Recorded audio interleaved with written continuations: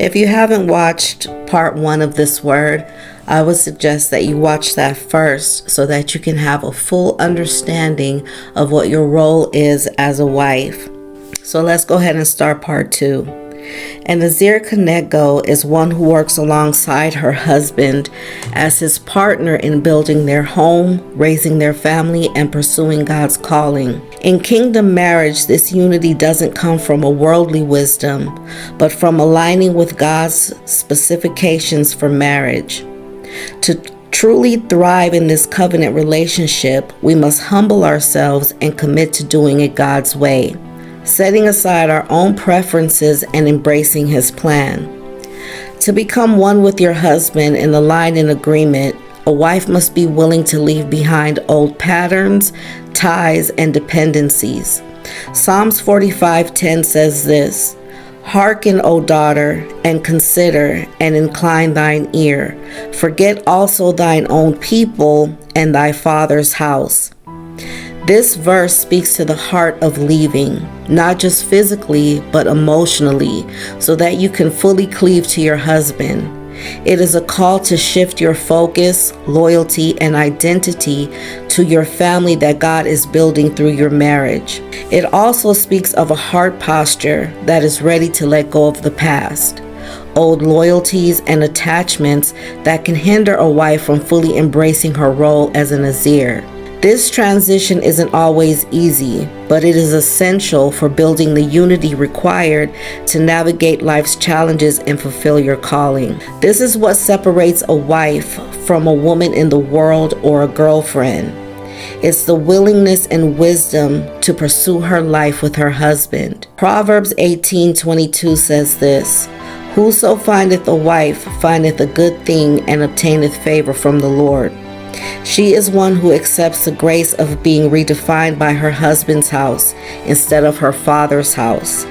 Now, an important step to unity is that a wife must learn her husband deeply and intentionally, understanding him, the way he thinks, who he is as a man, and what he believes and what his vision is for the family. This creates a foundation for true partnership.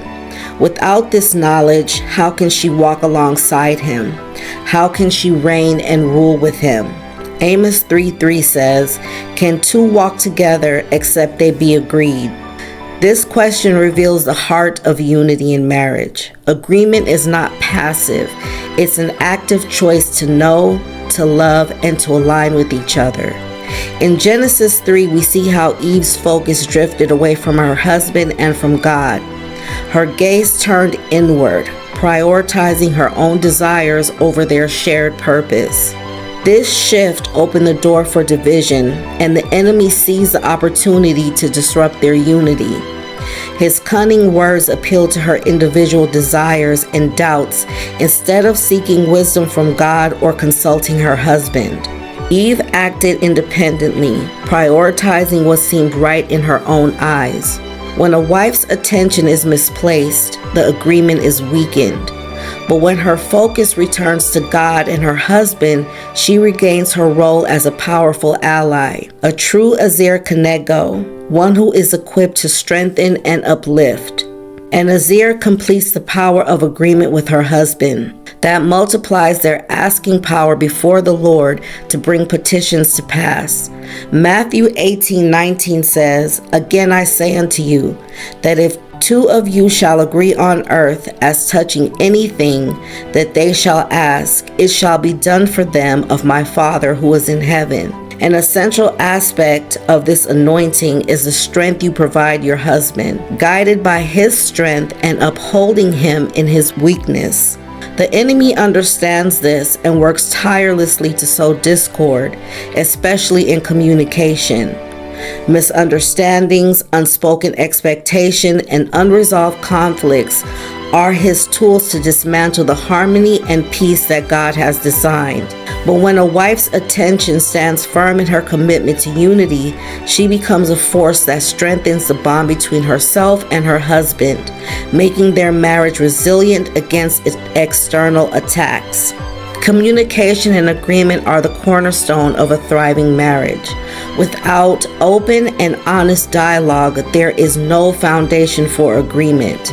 Without this foundation, we enable the enemy to use silence, frustration, or miscommunication to erode trust and unity.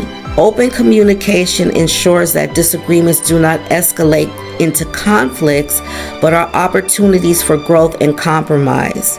The biblical ideal and goal for communication is to become one flesh, which means to be aligned in direction.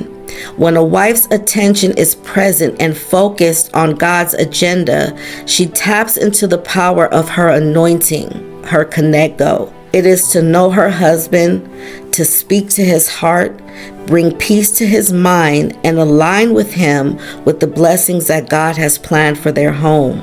Ultimately, the role of an Ezer Kenegdo is not just about supporting her husband. It's about walking with him in agreement to glorify God through their relationship.